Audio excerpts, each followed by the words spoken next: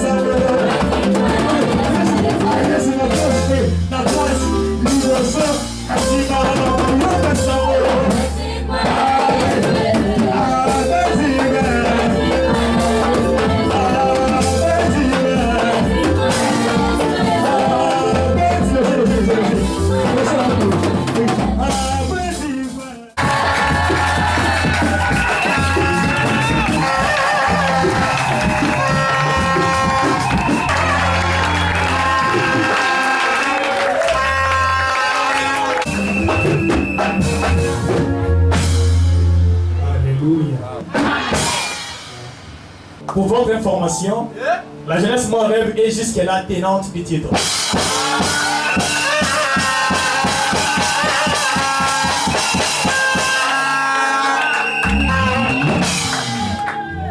Segundo, participer au développement de l'Église. La jeunesse Mon Rêve a, au cours des années antérieures, participé activement au développement de l'Église par l'achat de la batterie et des biens clavés que l'Église utilise jusqu'à ce jour. Les badinages des murs intérieurs et extérieurs avec les peintures qu'ils gardent jusqu'à ce jour. L'acquisition de 50 chaises rouges, entre autres celles sur lesquelles nous sommes assis ce soir. Plusieurs participations aux activités sociales de l'Église. Tertio, subvenir aux besoins des démunis.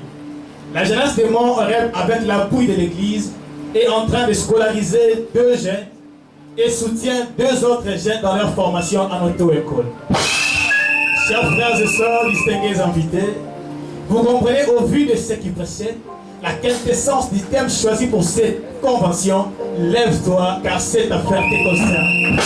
Il s'agit là d'un appel vibrant pour soutenir les initiatives de notre jeunesse, de loin ou de près, d'une manière ou d'une autre. Vous pouvez, pendant cette convention ou après, aider notre jeunesse à atteindre des objectifs nobles qu'elle s'est fixés.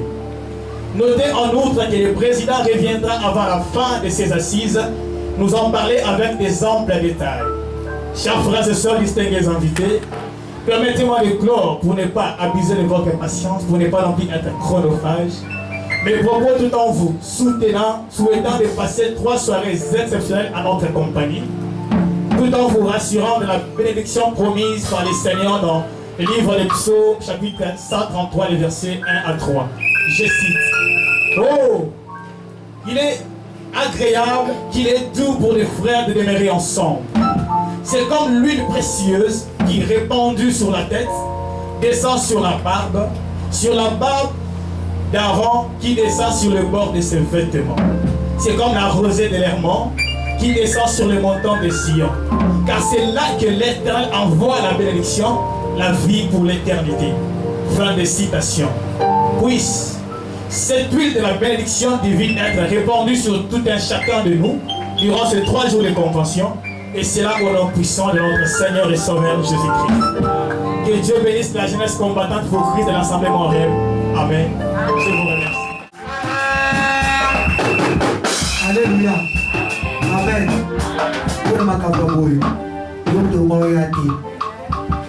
Alléluia.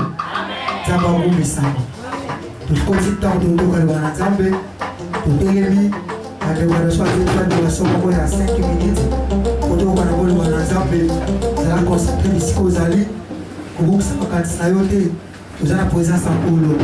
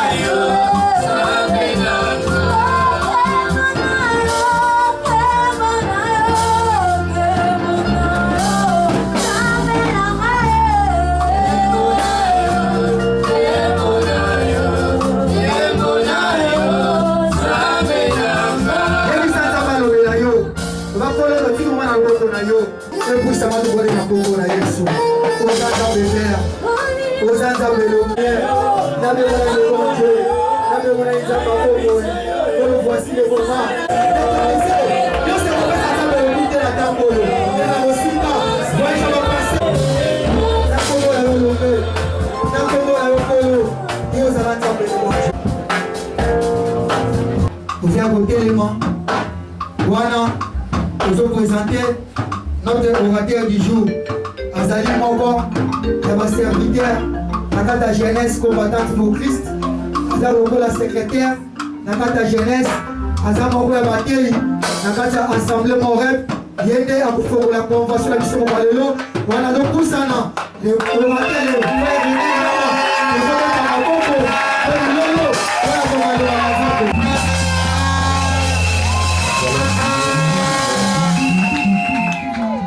souverain Dieu de l'univers, au nom de Jésus, Seigneur, me voici devant toi. Yahweh, Nazan et l'autre côté, Seigneur, utilise-moi puissamment, Seigneur.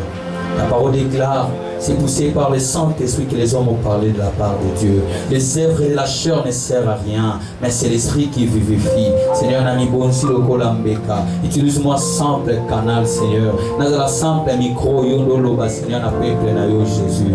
Yahweh Pambola Mokona Mosusu, Seigneur. Oyachi Matambe Nesika Opona Koyoka yo Jésus. Bayoka Ngate, Seigneur, Bayoka Deyo. Nyanso Munguna, Seigneur, notre Dieu. Na Bengani Ango Nesika Ona Kombo na Yesu Masia.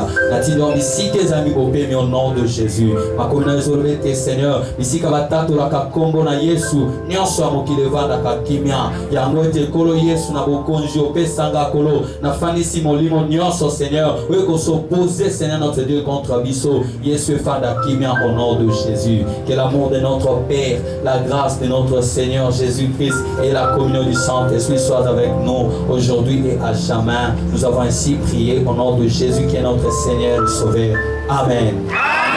Alléluia.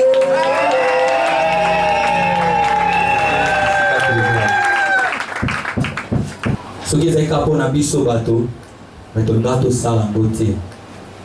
Mais na bolingo na Nzambe à permettre être convention oyo ele kamokona lelo. Sepeli lisusu côté le misanga liboso na bino, yango na zopambola monene na ye. Pe na pesi merci ming na papa na biso.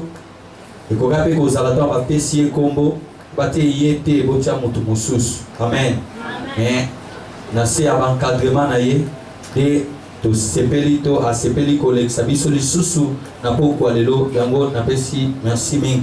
Pe naza reconnaissant ming et pas président nangai. Na pesi merci ming parce que eza na motonion sauté, pa pesa la motonion sauté. C'est que pa pesi c'est-à-dire motoana zo considérer yo. Merci ming et comité mobimba oyo azo travailler na ye kolo a pambola bango pe na poko lelo yo mwana Nzambe oyo sepeli ko poussa na sika oyo oyaki une invitation oyokaki cri de chant poussa na sika oyo tikete Nzambe oyo koluka na poko lelo azela yo favorable tika nkolo oyo koluka na poko lelo a pambola yo et tozo kene bongo na thème na biso. Esdras, chapitre 10, le verset 4. Otobi, lève-toi, car cette affaire te concerne. Tellement, alléluia. Si j'ai un kibiso à développer, yango, on va faire kibiso à développer. Puis yango ça qui est le thème principal nabiso. Durant 3 jours, il y a convention nabiso. Bongo, bandeko, mibale bako landa na simananga. Mais oyo ezalaki mpo na ngai na sujet oyo eza mpo na ngai kolobela na sujet oyo na pokwa lelo tokolobela point 4 oyo tokolobela na pokwa lelo ya liboso tokolobela et quelle affaire s'agit-il? Alléluia. Deuxième point, pourquoi s'élever? Troisième point, quand s'élever? Et dernier point, comment s'élever? Na thème na biso oyo tozotambola nango yango doit quand s'élever parce que na thème na biso babi lève-toi car cette affaire te concerne. Na point na biso ali boso wala quelle affaire et donc il a ça likamunini ko ba yebisa na Esdras atelema. Alléluia. Maintenant bango ba sangani bibelo bakuna bana Israël ba koti na abomination oyo ba tu ya mokili bazalaki nango na ko sangana na bango. Alléluia. Mais makambo wana tango ekomi na mato ya Esdras. Donc comme na mato ya Esdras ba biseke te. Bana Israël oyo zoyo kalelo ba sangani to babali basi ya bapaya pe bazwi bana na bango ya mibali ba pesi bango basi ya bapaya kuna ba pesi mibali ya bapaya babala bango. Alléluia. Esdras ayoki yango. Pata beteza li suma to li kama bango bana Israël. Pata ko sangana bapaya. Esdras Bible soloba akwei na mabele. Alléluia. Akwei na mabele apasoli bilamba. Apasoli bilamba donc akati kovo. Kati suki akati mandef akwei na se. Ti azozela libonza ya pokwa. Alléluia. Azozela offrande ya soir.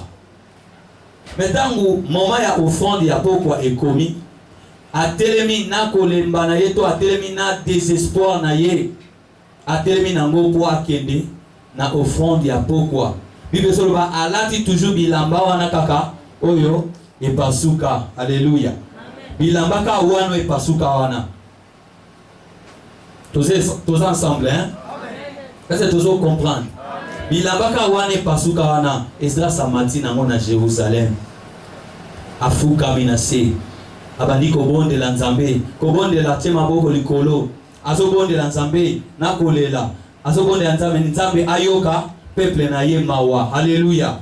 Azobondela na ko confesser.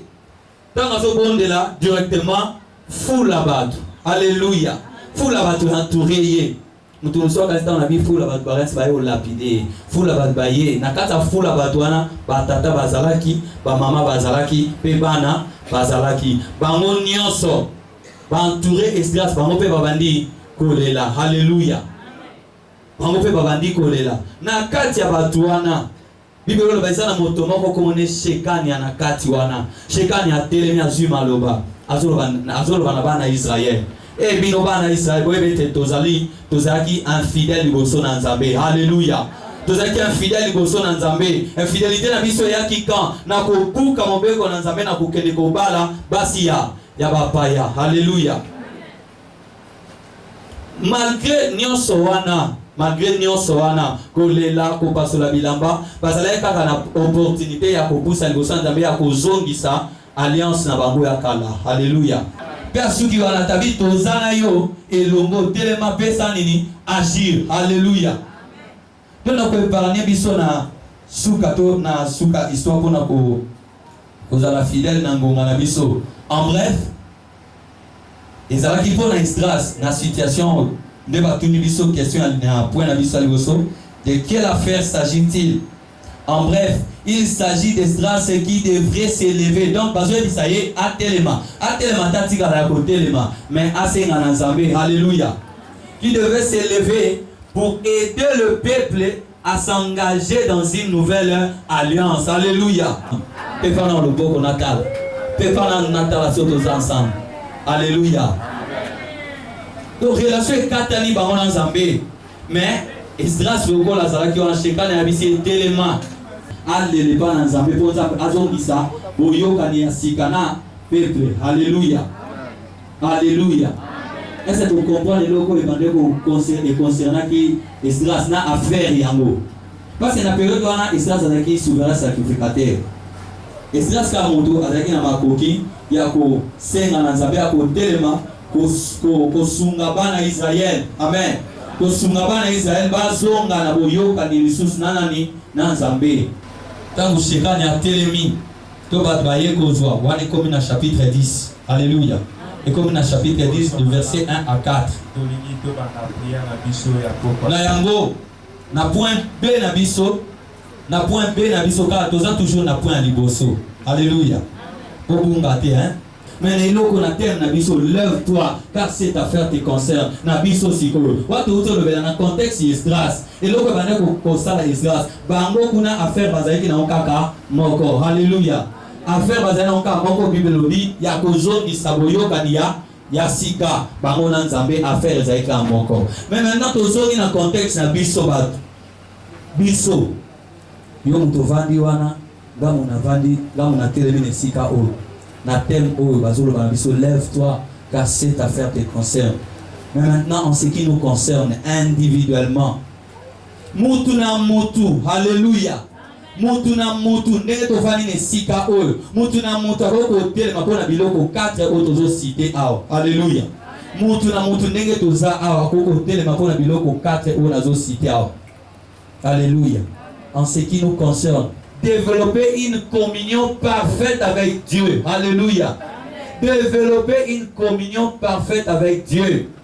Communion na Nzambe basala ngo na nzela na Yesu. Alléluia. Est-ce que vous savez déjà communion dans Zambé? Alléluia. Avant d'abord de donner la définition de la conversion, nous allons biloko eza o conversion isate. Alléluia. Biso ba tu belé awa. To kanisa ke ko kota église mikolonion surtout chaque jour ko participer dans la culte communautaire, c'est ça la conversion. Alléluia. Bien-aimé ceux qui ont kanisa bongo, ça c'est pas la conversion. Ba tu belé bazo kanisete ko bongwana, et ça ko appartenir na famille moko chrétienne. Papa Zadiak, maman diagonesse, ye mwana bota miwana na makila basambeli, na makila basana nzambe.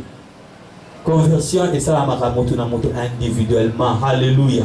Okoki jamais ko beta tolo nga papa na biso aza pasteur. Tant que yo na nzabo sali na boyo kanité na ndosole ka pe na conversion te. Alléluia. Ba biso ba beti tolo la binga église na biso. L'église na biso façon ba terre. Na bolongwa te l'église na biso na ndimela ondimela posalani na kota église mikolonios. Alléluia. Na bonde la mikolonios abengango andimela to abongwana. Alléluia. Ça c'est pas la conversion. Mais c'est quoi la conversion? La conversion c'est l'engagement personnel. Alléluia.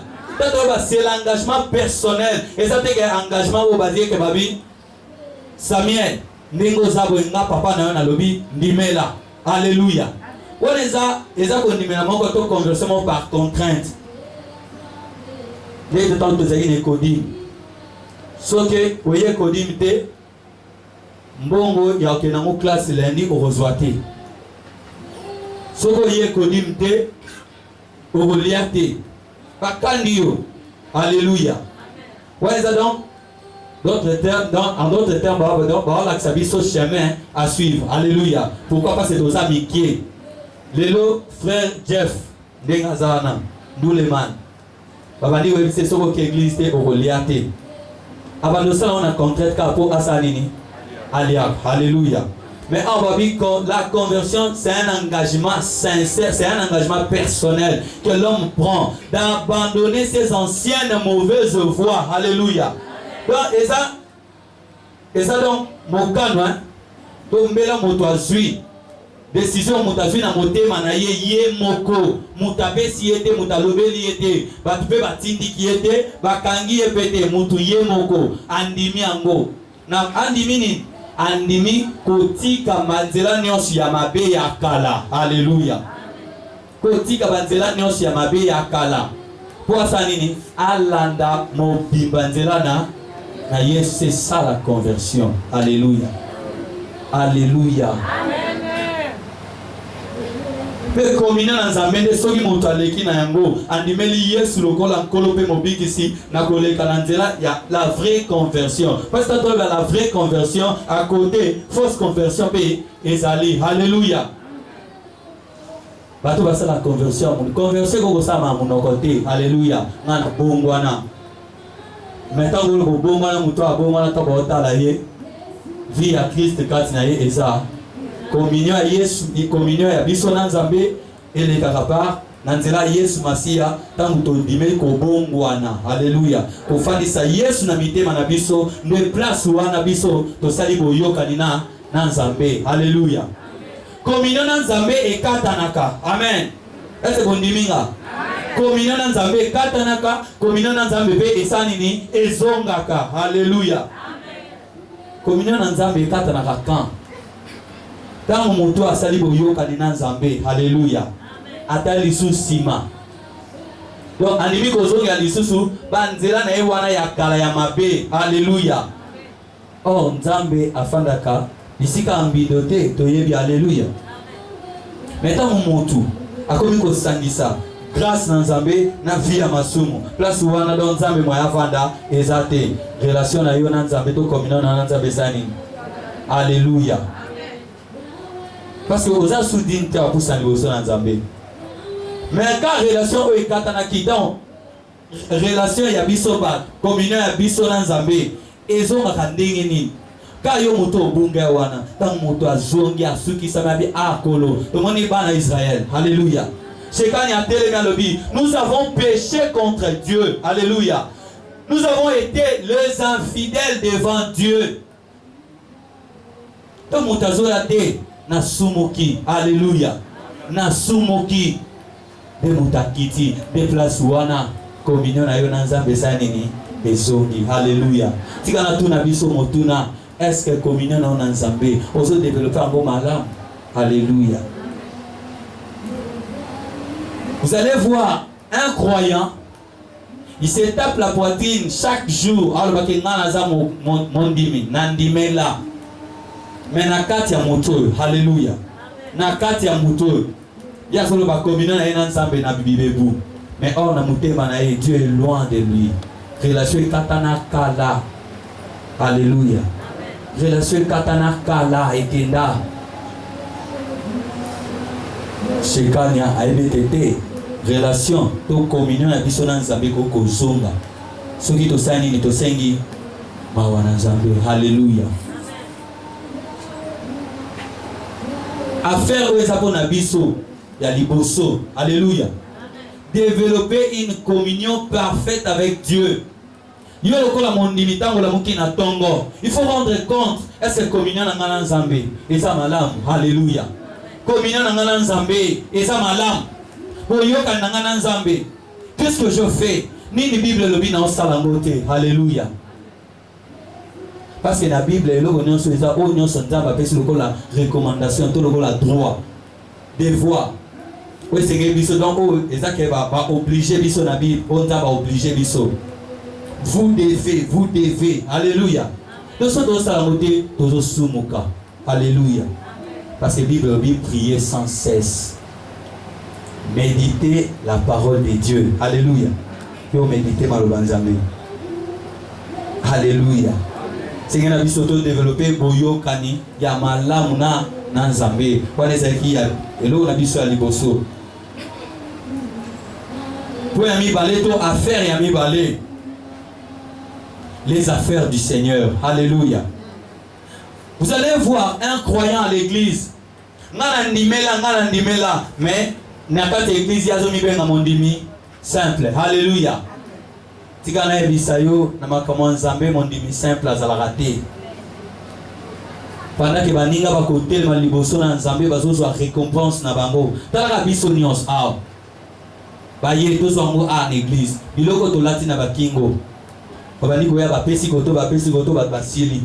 Bapesi a basili. Baye a basote. Baye kuna bapesi a basote. Tolo bani. Hein? Baponani. Alléluia. Mais si ko biso to vandi to temi liboso na Yesu. Babani koya kolatisa baninga ba couronne. Alléluia. Baso pesa auquel lola oui. Auquel lolo vie éternelle. Pourquoi pas ozalaki mwana Nzambe? Alléluia. Modole bao bakolata yango to bao bakofuta manalola eza ba oyo eza bao bavana na bakiti te. Alléluia.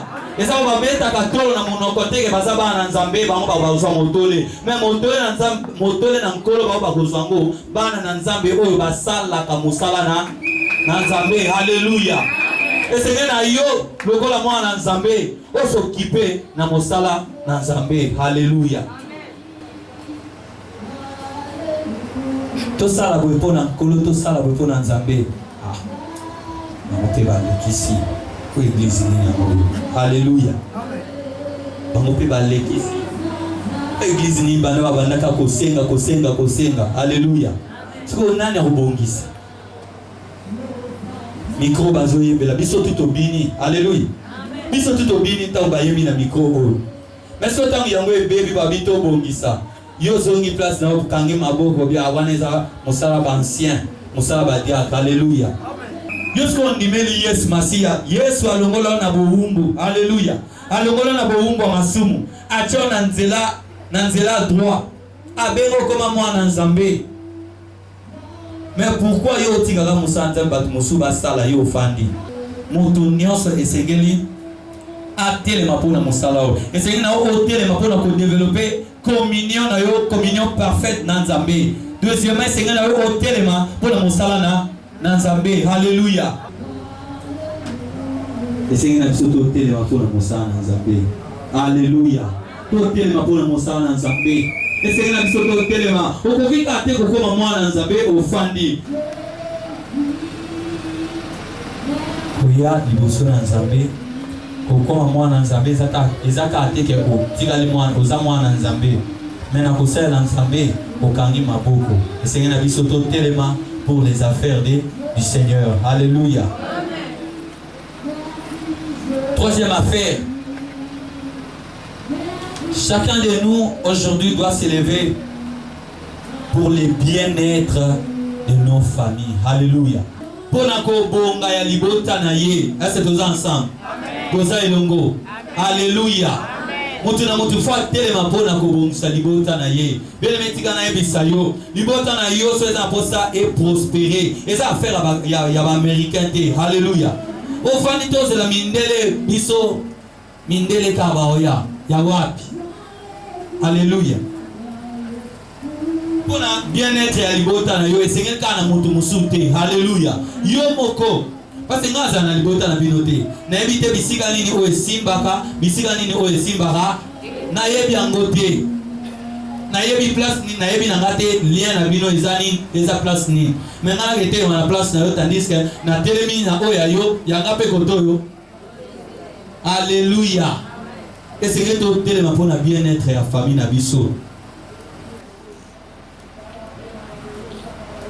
Et c'est que na yo telema pona affaire ya libota na yo. Alléluia. Moto mosuta ko telema pona yo.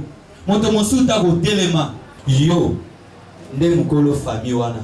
Nzambe ayebi pourquoi atinda ko na libota wana. Alléluia. Amen. Quatrième. Moto na moto esengeli atelema pour sa formation professionnelle ou soit universitaire. Alléluia. Ana okita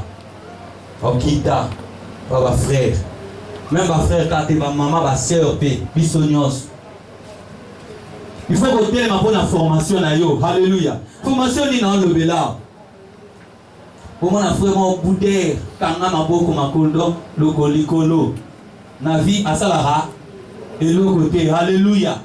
Asalara elokote ye ata gilet. Elle voit les taux de Kawana, ou les cacaos, mi bali bailou, pia. Le roi Babil, pasta.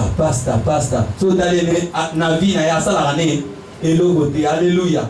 Est-ce que ne comme moi si, ne comme bal, maman, papa. Yo ni goza noka vie na weza bongo, oza ka détater. Babeta bali bailou ba détater. Ba détater ça, bango ba kita défense te. Ata na média na commenter, ya za kuna na attaque. Bale kita ema yazara kuna zozelango bakocha bango pebi avani na eka wana yelo belelo te yazela mutu moko ya tout a dégager bale comme les posu bananga kecha bi ya orge. Alléluia. Yo liko zara détater balinga ba kena ko crier poyo kena olanda bango kana sima. Alléluia. Ce n'est pas la pensée de Dieu. Lève-toi. Alléluia. Mais comme ça là jeune monde hein? Oye. Bajen to lugato to balatin. OK, au moins il peut serre à bas. Serre voilà. Bien. Na. Pona yo. Mais si go tant au kene pas ba serre, ba père batimba bazad. Ato lati boy. So atuni mwana te. Ba père, ye ba kasa boy. Tu fais quoi dans la vie? Alléluia. Alléluia. Tu fais quoi dans la vie? Que sera ta réponse? Alléluia. Yo formation zéro. Université tu vas comprendre. Alléluia. Tu comprends les universités bon, ils sont les athées, mais quand même formation ils avaient bien. Université au Kenya, formation au Salaté. Ah bon, d'accord. Yo olingo bala mwana tu vas faire cet exercice. Ce qui au saliango au longi au suie komi apesio tanga.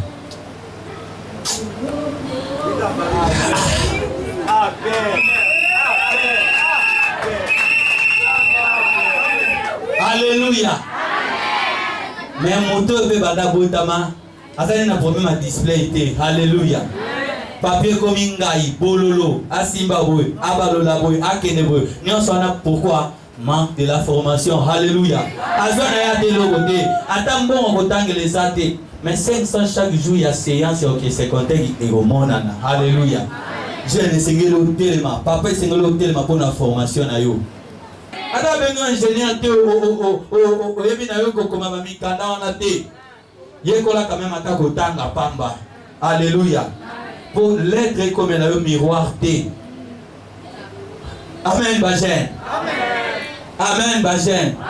Surtout biso Bajen frère. Alléluia. Tous un morceau dur. Morceau dur.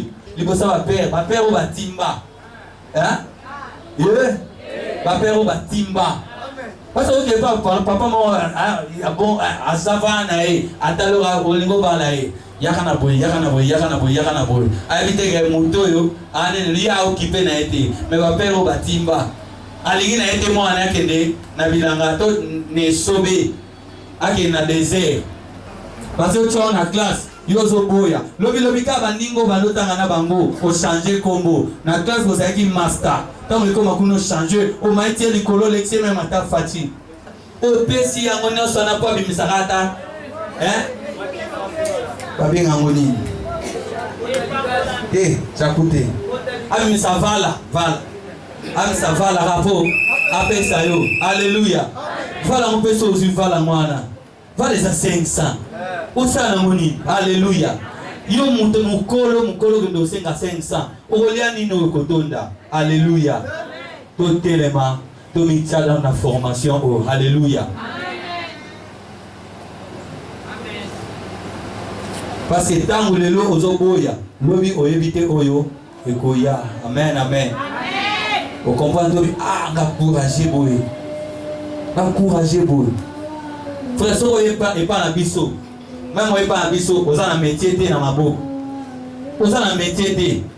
Otanga na opété. Mais au yo zonde kinanga. Na roboya. To chape na betora ni. Asa sala ni. Oh papa na tumba kamundele. Yo frère, moi na mobile. Donc métier oyo obete la tolo zoma kamundele. Kosuka nango oninga to biteke koteka kamundele za mabe. Alléluia. Kosuka nango elo akaboke ni kanga kuna wote alobi kamundele bato donc a minimiser ba kamundele ya mimoni yenante. Na bongo te. Amen. Suka nango moto azalaki awa parce que yo zawa olekise même place ya zali. Alléluia. Même livre ya banomo na facilité. Ebungi. Suka nango charge bandi ozonga wapi? Moi si babala yeme andi ozonga sa charge et pas na bango. Parce que pas na yo mobulu. Yo moko mobulu et pas na bino pe mobulu. Eh na okufa boite tika na zonga. Chaque samedi, papa biso provision ezate. Papa biso boy. Papa abogoli mwana na ye. Abogoli mwana na ye, atangisi ye. Ale yo outi so wapi ozanga na o métier. Abandi su kobogola na yo. Mais so azanza beta ko kezo même kisa denga fona sala azwi kis. Ka bana wana yo. Azwandi go doda bangu. Andi go doda bangu malem. Alléluia. Toze longo hein. Tous ensemble. Alléluia. Amen. Biloko 4 autres tangi. Parce que Nathan bana Israël. Bango bazeka na faire moko. Mais biso senga na biso to telema pona ba faire 4 autres tangi. Alléluia. La communion parfaite avec Dieu. Senga na biso to telema pour les affaires du Seigneur. Senga na biso to telema pour le bien-être de nos familles. Et senga to telema pour nos formations professionnelles, même universitaires. Et ça passe elenge yo papa Zali, maman Zali, mbonga ngope ezo monana. Mais olingi classe te. Papa so mbonga classe oge Elia. Oye wa Yesu azali abotoki. Egozoayo alléluia. Et c'est biloko 4. Et ça motu ya mingi to tchango na misala. To telema pona biloko 4. Alléluia. Totelema pona babiloko 4, totelema pona yango parce que Esdras a telemaki pona faire libre. Esdras a telemaki pona kozongi sa communion ya sikana nani bana Israël na Nzambe. Siko yo hotelema bana Israël ngo yo hotelema zongi c'est la communion bazar. Alléluia. Yo c'est que hotelema pona biloko 4 va faire au 4 autres tangi. Alléluia. balancer. C'est parce que en ce qui nous concerne, nous avons toujours un premier point d'abisso.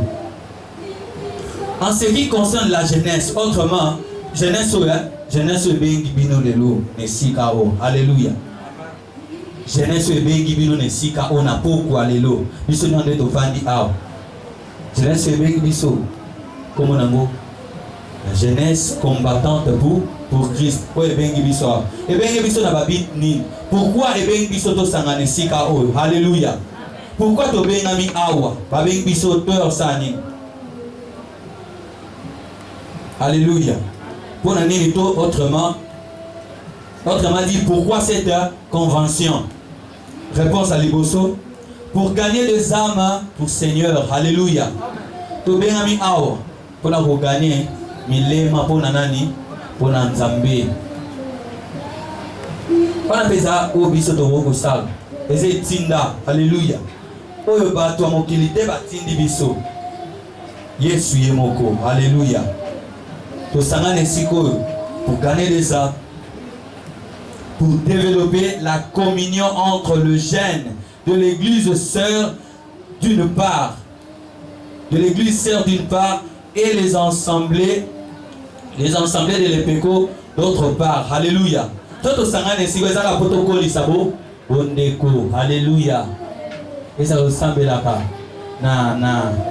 na Bethléem, Bethesda, Pain de vie, Jérusalem et kaka église na biso eza kaka église corps de Christ. Alléluia. Biso na toza na kati ya nzoto ya. Alléluia. Biso na toza na ezate omana loko bande komo ba monenga na nzela avant convention.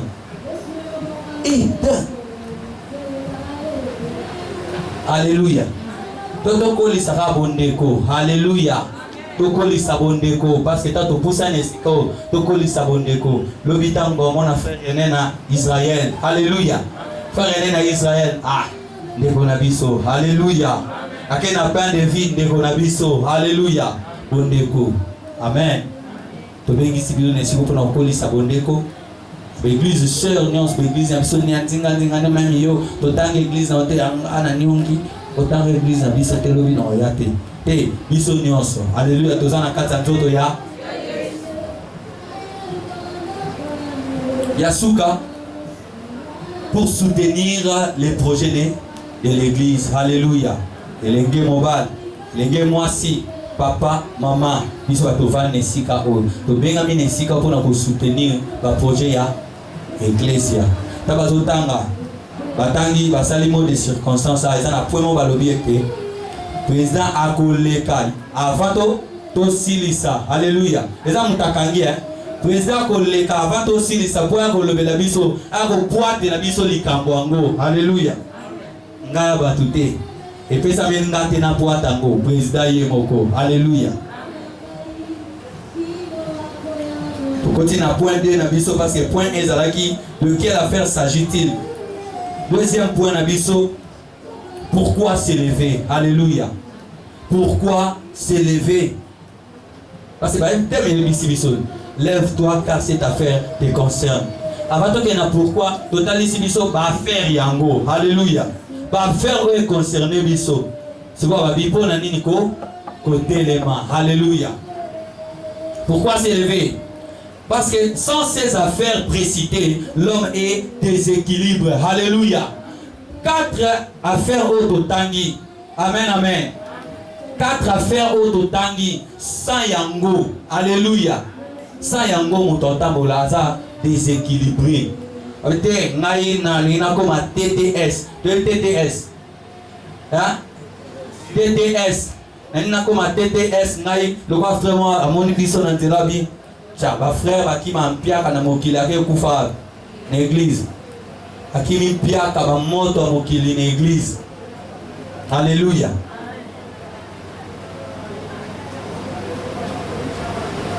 Parce que au monde a mutalinga comme TTS. Donc TTS veut dire trop spirituel. Alléluia.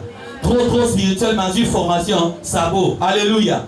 Bien-être en famille, écoutez, l'obélé tabiwane à faire à paix. Et dans la Bible, on a formé famille. Alléluia. Et dans la Bible, tout le monde a Gédéon. Amen. Gédéon, Néhémie, Jephthé, Téléma, Kona, Mabota. Mais il y a des affaires à ma père, affaires à ma mère, à mon oncle, à Italie. Non, c'est concentré dans mon sang, vie nous allons déséquilibrer. Alléluia. Moi, bailleur de fonds moraux, tété, non, Lucas, pas mécanicien à l'église. Ah, une église pour y aller, non, Lucas, mécanicien. Frère, ce gars-là, frère, yo, Kumba, Mutuka, Yaba, yo, les gars, yo, Kuna, les gars, oya, mais il y a mon quoi, mi pointé, alléluia. Et ça, c'est pour salangoté, mais pour y aller, les logotés. Quand vous êtes dans la mécanique, vous avez tout, mais vous avez tout. Vous avez surtout dans le domaine de la santé. Vous avez tout. Vous avez tout. Pour nous, quand vous avez papa, bana, baloba français. Bana, baloba français, il faut retirer la bana. Pour nous, vous avez comme ils sont français. Bana, baloba français, français. Attends, va jeter wana zéro exacté. Offandi. Ce qu'on a dit, on a dit bon délire. 5 heures du temps. Alléluia. Laisse-moi te dire, tu es en train de mener une vie déséquilibrée. Parce que tu veux te focaliser seulement dans les bons délires. Et c'est nous en avons 4. Alléluia. Et c'est nous en avons nyonso. 100. À faire autre temps, il va faire autre temps, 4 heures. Ça, il y a un mouton mener vie déséquilibrée. Et là, mouton qui est dans le bois, dans le bomba, il colle mon corps. C'est ce qu'on a mona abaluki, alléluia. Mais ce mouton qui est dans la colonie balai, asa déséquilibre, asa l'équilibre, alléluia. Pourquoi s'élever? Parce que sans ces affaires précitées, l'homme est déséquilibré. Donc on va dire que s'occuper de la famille Nabiso. À l'église, ancien, diacre, bazali. Oh, Zwambongo. Mais souvent, le diable a fini le roi qui tient quoi? Amen. Le diable a fini le roi qui tient quoi? Pour l'année, aux gens ma cassité dans mon limo. Aïe, bien, souvent, tek makile bimi asaline zela akenae yosili. Alléluia. Même aujourd'hui, on s'est focalisé dans la formation universitaire ou professionnelle. On s'est focalisé sur nos pays qu'on a. Adigita on a sur le loba français. Ah, batwa. Batwa penaba bafuma mabata la baye batete wananga. Kasi loba français. On s'est retrouvé place à Bachor. Quand ça demande, Bachor, bazar. Awa biso linga montunyon sa ya photo d'ami. Yo konti demande. Vas-y yo. Après quelques temps, papa ndi oluka yo. Nana obatela yo. Libondeli. Alléluia. Yo pe communion on nzambe pe osala na ngote. Soka na ba tafu na opena lo ba bazoka osili sukal même pour ça musala ope esili ko tena midie bika. Alléluia.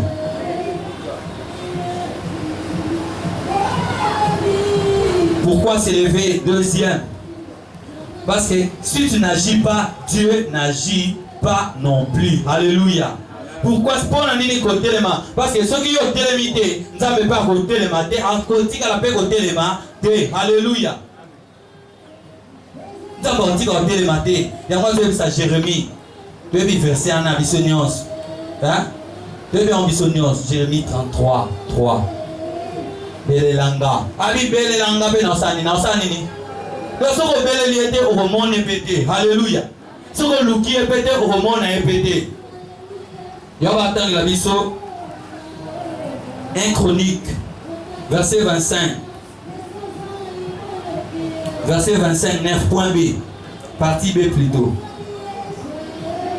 Et toi, Salomon mon fils, connais le Dieu de ton père et sers-les d'un cœur dévoué et d'une âme bien disposée.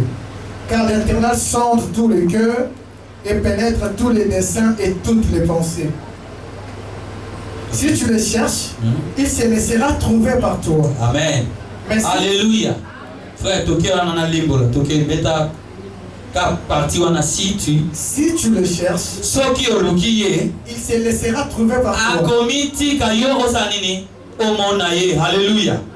Alléluia. Mais si tu l'abandonnes,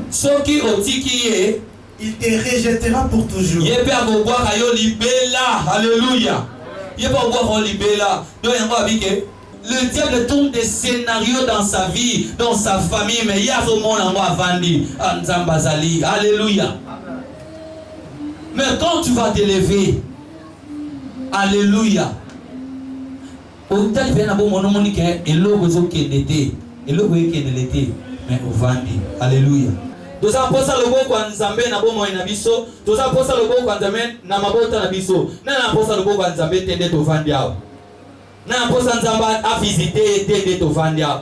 Mais tika na bisa na poko lelo. So na posa Nzamba visiter yo, so na posa Nzamba visiter les bota na yo, ko tika na ko la te. Alléluia. Et c'est na o telema. So ko telemi ndoko mo aloboko na Nzambe. Alléluia.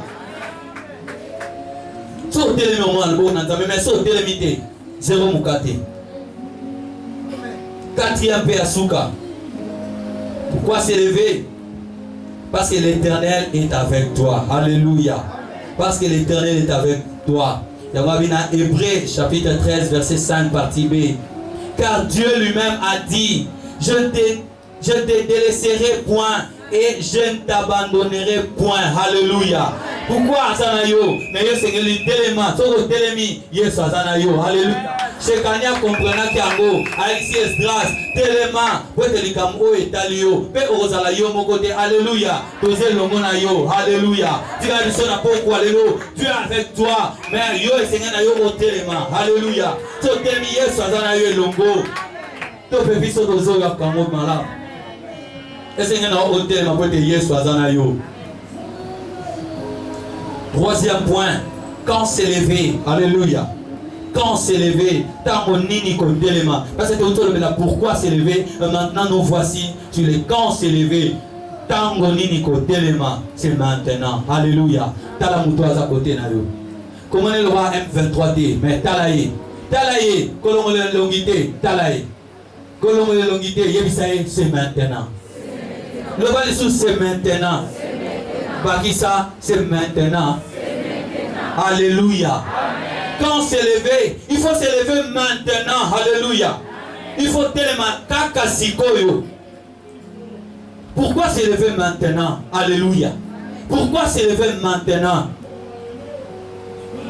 Pourquoi s'élever maintenant? Parce que plus tard c'est trop tard. Alléluia. Parce que plus tard c'est trop tard. Tant yo fandi va tellement navana non ça aussi ma. Alléluia. Tant que yo tellement c'est l'autre tard. Donc quand c'est l'isolo à Lazare na mozui. Alléluia. L'isolo à Lazare na mozui. Mozui azaki na tan nyonso, azaki na tan matériel nyonso pour na ko telema. Alléluia. Azaki na tan pour na ko telema. Mais azeli tangu ya kufi akwa kimi swamoni Lazare na tolo Abraham. Desuka na ya mona ki akotelema yangwana. Alléluia. Koti ndata Lazare azonga ke sabande kona ngai kuna babongola mitema. Réponse de Abraham. Moïse, Élie, bango nyonso. Alléluia. Pourquoi s'élever maintenant? Parce que plus tard c'est trop tard. Alléluia. Pourquoi s'élever maintenant? Parce que l'opportunité que tu as maintenant, tu n'en auras pas demain. Alléluia. La période de la jeunesse n'est pas permanente. Alléluia. La période de la jeunesse n'est pas permanente. Papa, la force n'est pas permanente. Rendez-vous après 10 ans. Alléluia. Alléluia. La jeunesse n'est pas permanente. Force aux anango lelo, aux anango après 10 ans. Ego kita, ego matate me go kita. Donc pour dire, aux anango opportunité nyonso ya côté le makaka lelo. Alléluia. Ba mama, esenge to telema pona bana na bino. Alléluia. Faut botelema pona ba koko na bino. Faut botelema pona même ba kokololo na bino. Ata ba koko ya ba kokololo na bino wana senge botelema. Omona pa dana lo ba mutu moko mona ba moko fina bango kitoko pamba. Nous ba pema ba force raté. Oso landeli bango okuta na sena bango kuna eza mutu moko a telemaki. Hallelujah. Okuta na se kuna ya mutu moko atela bango dia fondement abongisela bango makambo. Hallelujah. Lève-toi maintenant. Alléluia. Telema sikoyo. Parce que l'opportunité aux anango et aux alatés. Pourquoi s'élever? Et quand s'élever, c'est parce que le diable agit sans relâche. Alléluia. Là, dans ton monde, on dit que tu as le moni. Et le on a tchèque on a te combien? Maladie aux alatés. Ou t'as le gosse à koufi nango. Total nango nano. Alléluia. Lève-toi, téléman par la mon corps. Amen. Parce que le diable a opéré, a lié molo, a lié molo, tant yo sutuka. Eh, t'as pas na niosba. Alléluia. Lève-toi maintenant. Lève-toi maintenant. Quatrième, Péasuka. Parce que la nuit vient où personne ne peut travailler. Alléluia. Côté les massicos, peut être boutou et zoya moutawosala azate. La nuit, a otolobeli boutou, a wegolaxani. Ici, la nuit peut signifier la maladie. Alléluia. Vous avez qui n'a ma casse. Batio na kelas. Otale moni papa mouketu. Papa Saoudi. Osa la fière na autant. Lobi papa maladi. Ta. Alléluia. Papa maladi. Ta. Place au Kénéate. Alléluia. Otu yango wana. Soto kutana nango kutana nango. Ana liboso keneka okeka université na liboso ta. Au salimi session. Koto Père Kao. Ado donc en temps bon attend que sous musalaté 7 mois. Mais eza malamu na moto ayebi ko telema. Alléluia. Toi ni ngana okata classe boyete kana pamba boye jamais na okata classe boyeni ata papa zobela kana nga lali wana solution classe nanga eko monana. Alléluia.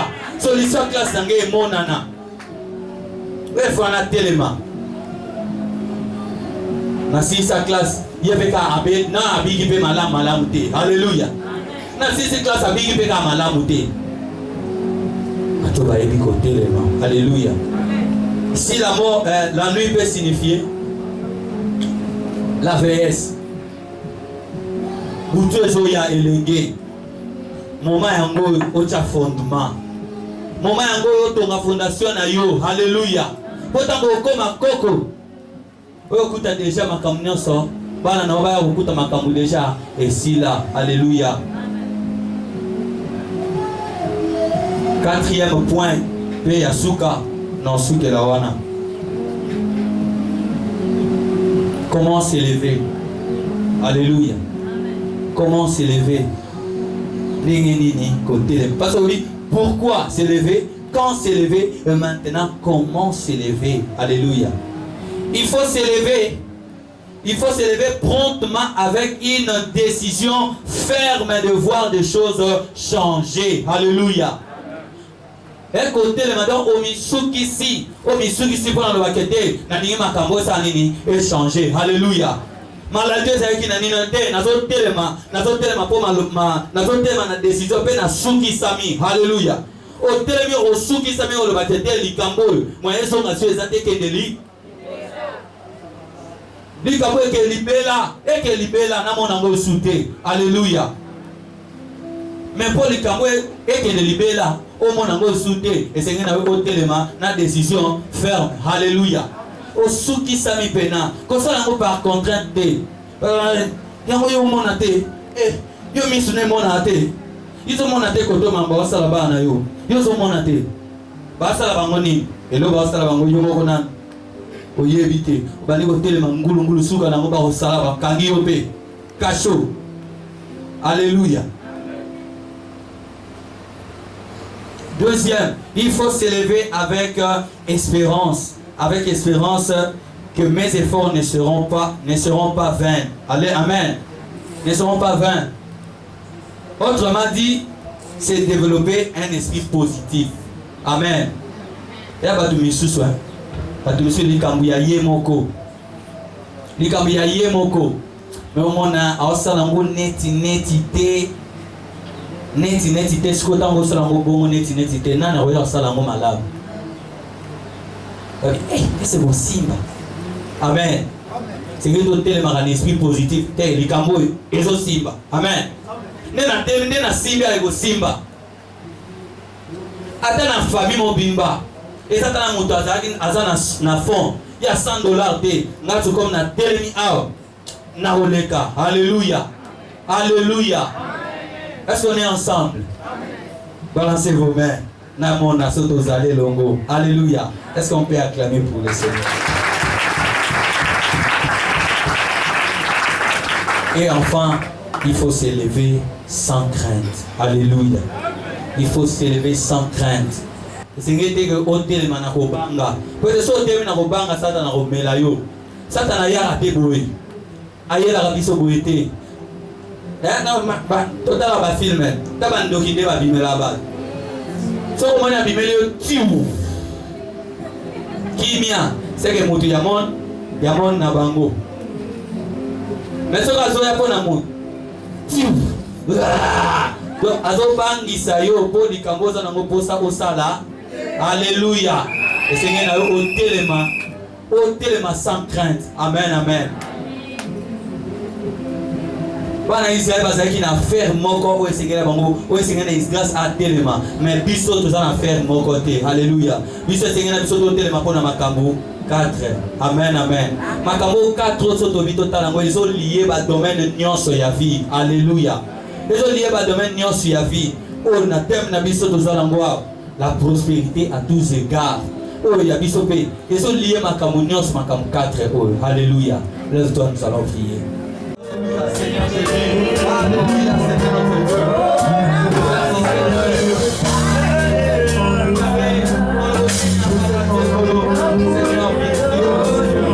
Alléluia, Jésus. Yahweh, yamanga lokola mwana kolo, yamanga lokola mwana na songi. Yesu na makolo na yo. Kolo lo bakoleza liko na nga Yesu. Na makobunga ke, parce que makomia no sambezo lo ba. Ta parole est une lampe à mes pieds. Ah, Yesu masi apela na mazela na yo. Peut-être bango chabis le chalo kolo bisiko ce mwana. Qui au nom de Jésus. Seigneur, accorde-moi Seigneur ta grâce. Alléluia, Seigneur, sois avec moi Seigneur. Me voici et comme moi Seigneur. Tout au long de ma vie Seigneur. Yesu masi anzambe. Yesu tobeli yo Seigneur notre Dieu. Okobonde la nzambe.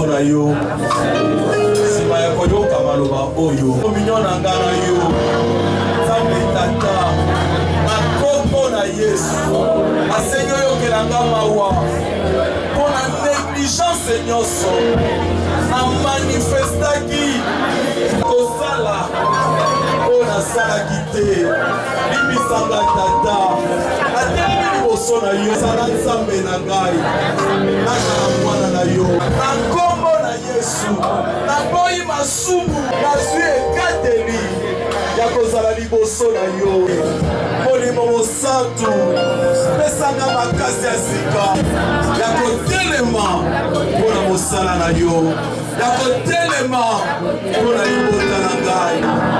Merci Seigneur. Totikali maboko na biso ya kotelema.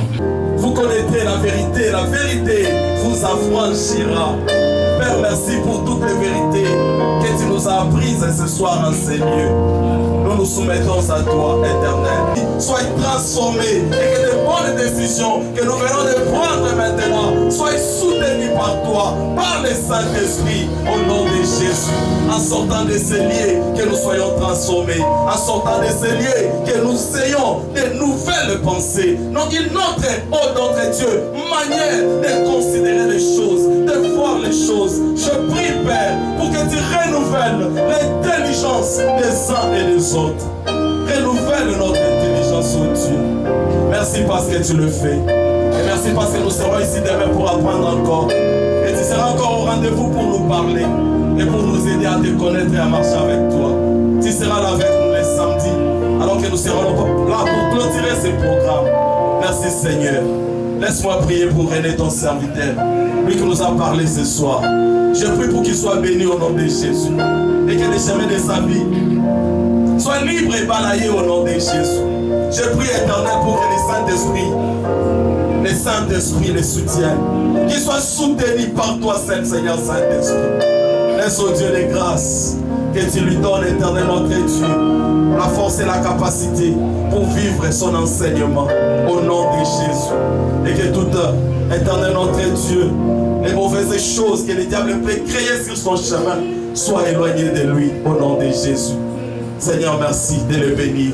Merci de bénir son fils et même de bénir, Seigneur notre Dieu, l'épouse que tu as destinée pour lui, afin que celle-là, lorsqu'elle viendra dans sa vie, soit un canal pour que tous ensemble puissent continuer avec, Seigneur notre Dieu, ce ministère que tu es en train, d'éternel notre Dieu, de clarifier jour après jour dans sa marche avec toi.